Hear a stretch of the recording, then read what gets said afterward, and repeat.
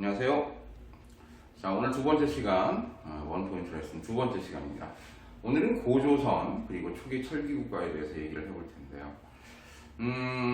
이제 초기 철기국가쯤 되면 이제 외울 것들이 많아지죠.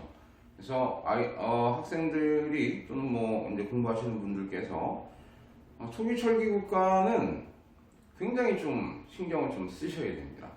왜냐하면 안 나오는 경우가 없기 때문이에요.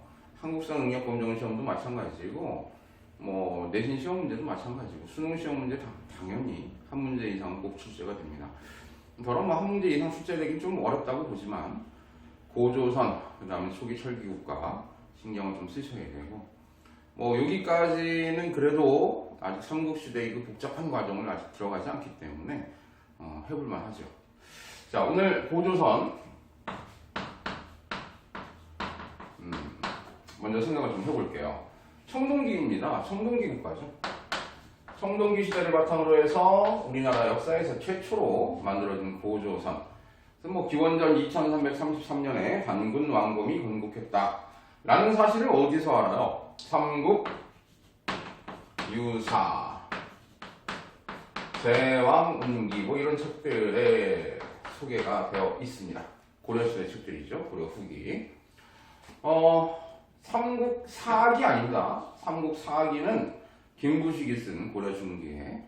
그래서 그 현존하는 가장 오래된 역사책은 삼국사기죠. 근데 삼국사기에는 단군 신화가 나와 있지 않습니다. 그래서 고조선 하면 우리가 맨 처음에 떠오르는 건 뭐 곰과 호랑이 얘기, 단군 신화 얘기 분석해야 됩니다. 그래서 고조선이라고 하는 사회가 어떤 사회였는지를 단군 신화를 통해서 알아야 하는데 그 전에 이런 것도 알고 계셔야 되죠. 지난 시간에 이미 했는데 잠깐 말씀드렸는데 고조선이 있었던 한반도 북부 지역과 만주 지역의 그 어떤 문화적인 범위를 알게 해주는 그러한 유물들이 있었어요. 세력 분포를 알 수 있는 유물들 뭐죠? 비파형 동검, 그 다음에 북방식 고인돌, 손잡이 있는 토기요. 미송미식 토기. 이런 거 있었죠. 그죠? 자, 그 다음에 고조선이라는 사회가 어떤 사회였는지를 알려주는 자료가 두 개가 있습니다. 하나는 단군 신화고요. 또 하나는 고조선에 존재했다는 18개의 법, 8조법.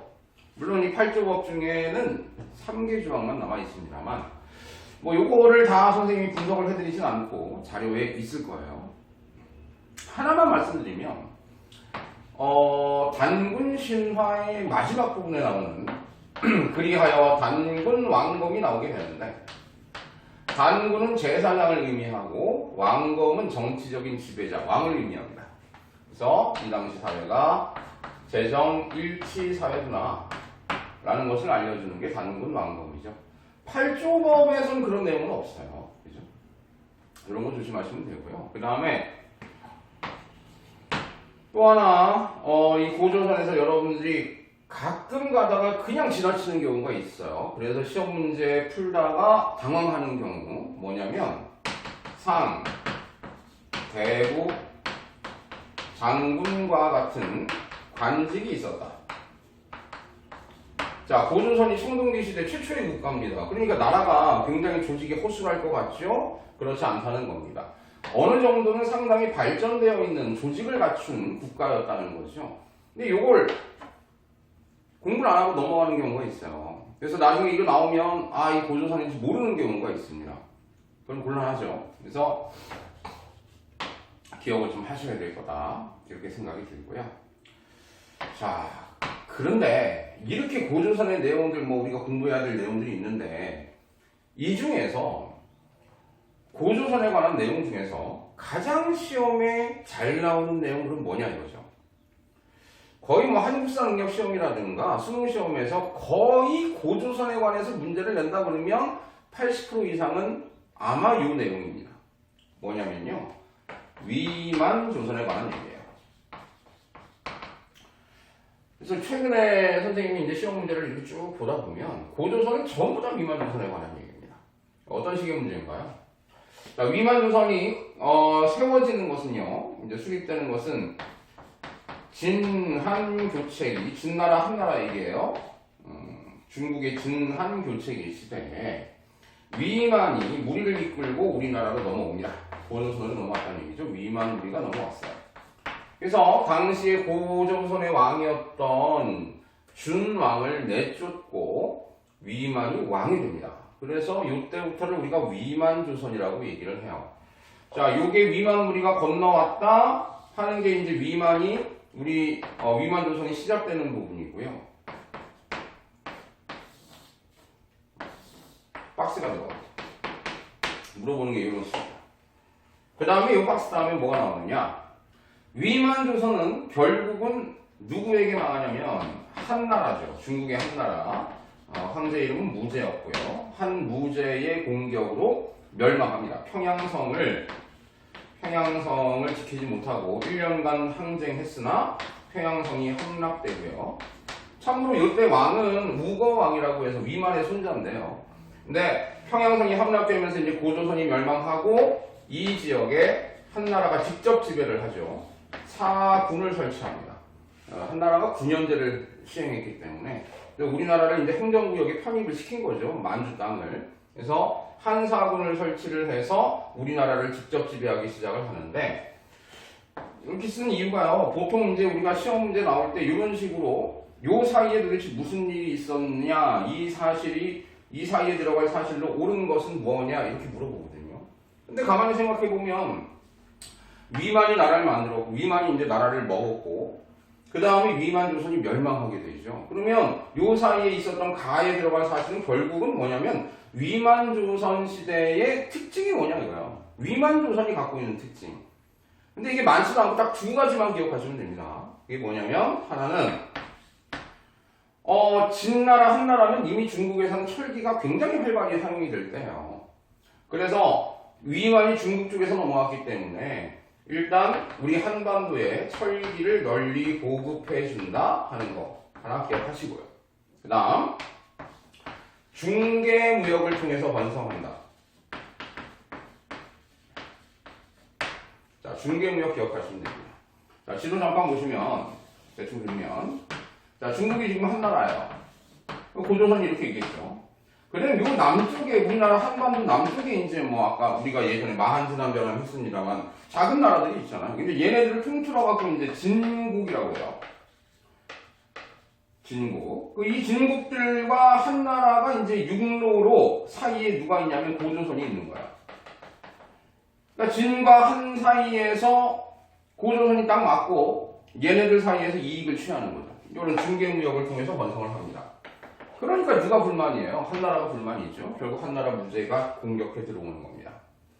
자, 뭐 선생님이 실제 그 학원 수업할 때에도 늘 고등학생 이후로는 위만조선만 요것만 잘 알아서라 라고 말씀을 드려요. 아마 수능시험 볼 때에도 크게 여기서 벗어나지 않을 겁니다.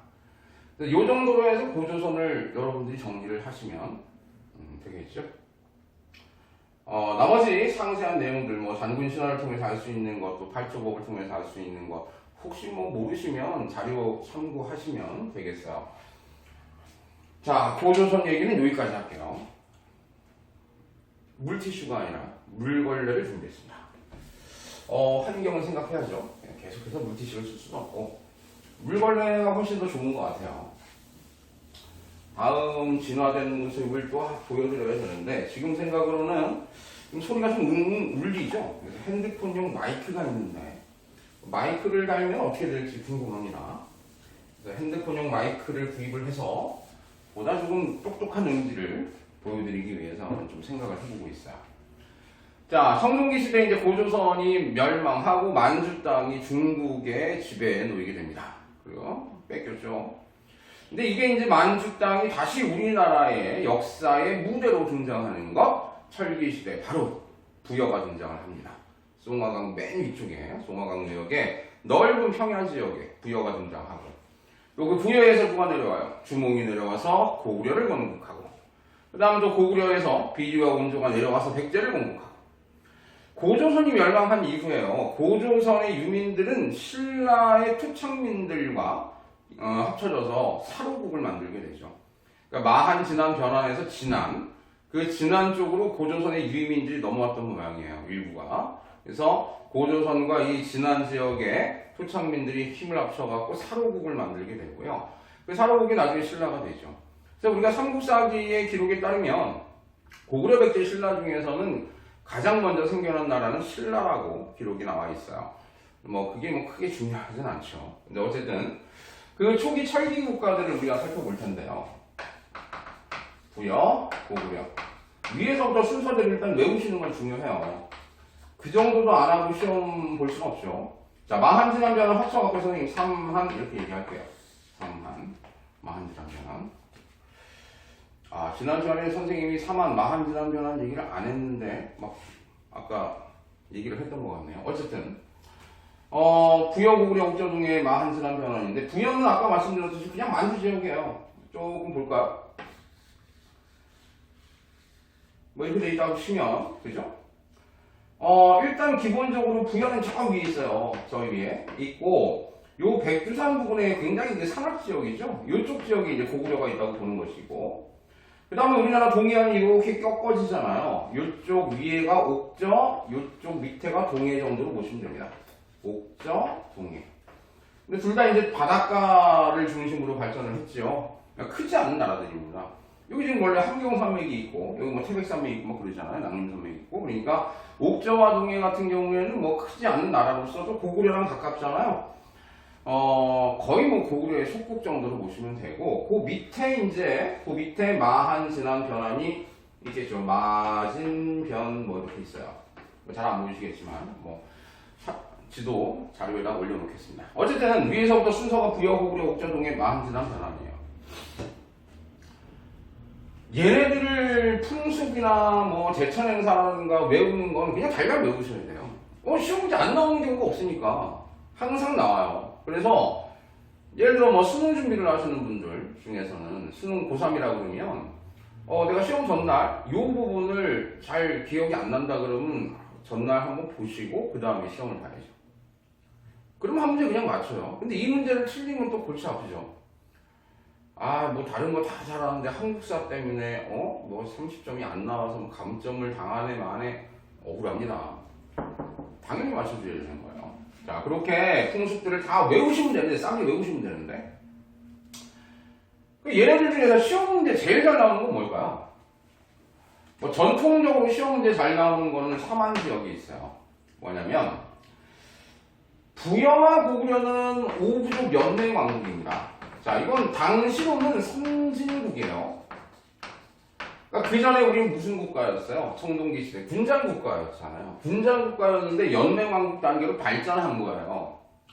발전했지만 물론 연맹 왕국에서의 왕권은 강하지 않습니다. 선출제이기 때문에 부족장들이 회의를 통해서 뽑은 존재이기 때문에 왕의 힘은 굉장히 미약하지만 어쨌든 왕이 다스리는 왕국이 된 거잖아요.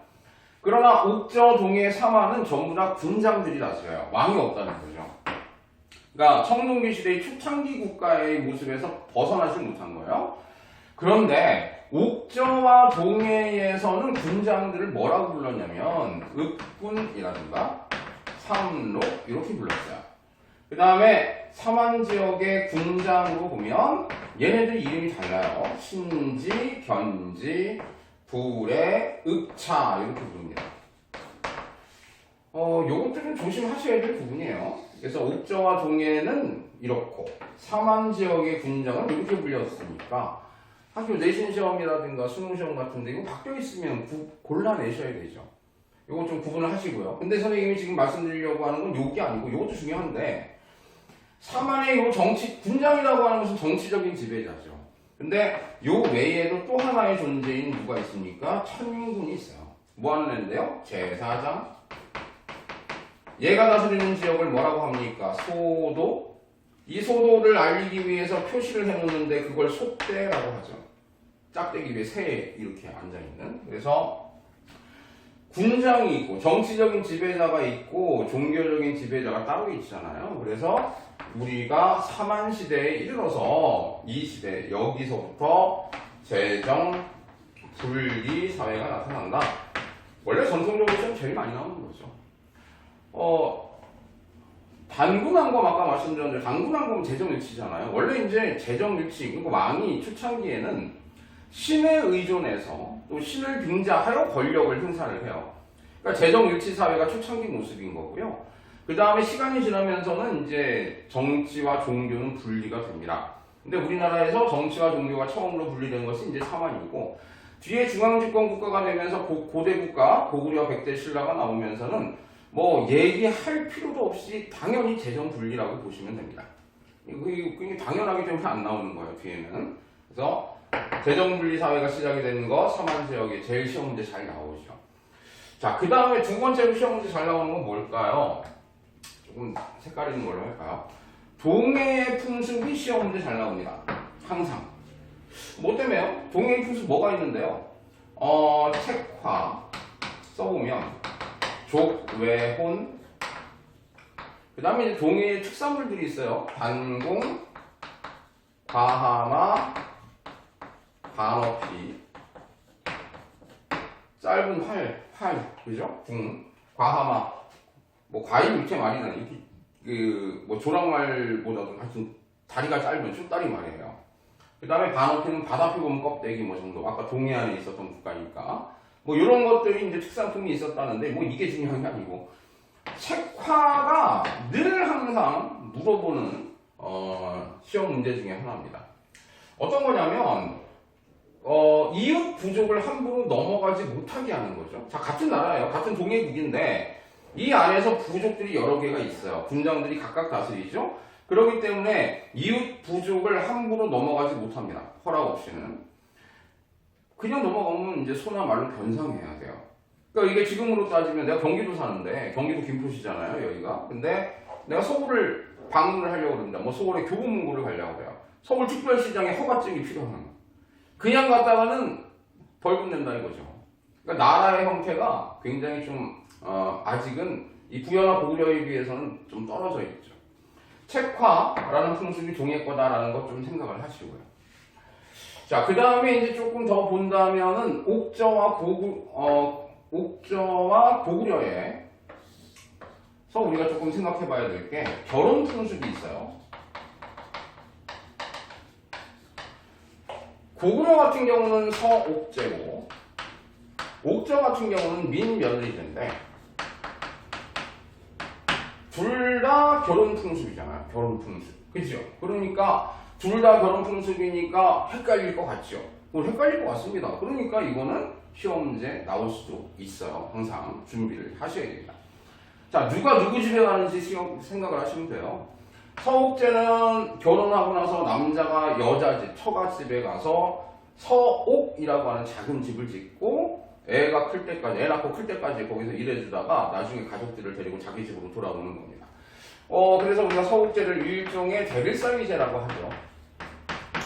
민며느리제 할 때 민자는 뭐 어리다 이런 뜻인데, 그래서 내가 며느리를 쟤를 삼겠어 라고 생각을 하면 그 어린 여자아이를 우리 집으로 데리고 와요. 남자 집에서. 그래서 결혼을 할 나이가 될 때까지 키웠다가 다시 돌려보내요. 결혼할 때가 되면. 그리고 지참금, 돈을 가지고 가서 그 여자를 다시 데리고 옵니다.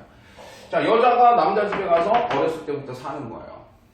이런 결혼 풍습이 있는 이유는 당연히 한쪽에서 결혼했는데 한쪽에서 그냥 훅 가버리면 손해잖아요. 그죠? 이 당시에는 또 노동력이 그만큼 중요한 농업사회이기 때문에 이러한 결혼 풍습이 존재했다는 건데, 자, 어쨌든 뭐 서옥제 설명 나왔을 때 고구려 찍을 수 있고 민며느리제는 옥저 찍을 수 있으시면 됩니다.